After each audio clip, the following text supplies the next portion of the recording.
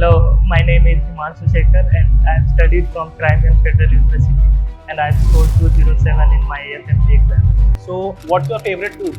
My favorite food is anything Indian. A movie you can rewatch anytime. I'm not a movie guy, but I usually watch a lot of documentaries. So, what did you do when you demotivate?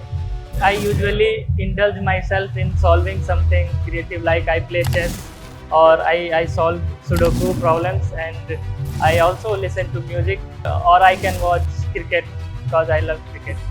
Who is your top 3 favorite faculty?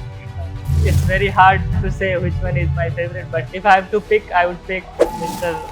Govindray Garg sir and Mr. Amrit Nasta sir because I love surgery, and of course RPSM sir, Vivek Jain and Zainab ma'am. So, what was your first GT score? My first GT score, I think it was probably 180 or 185.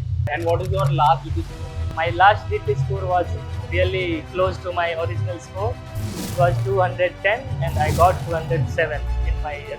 What is the one piece of advice you give to the students? My advice would be, if you can start your preparations early, like 1 or 2 years earlier than your exam.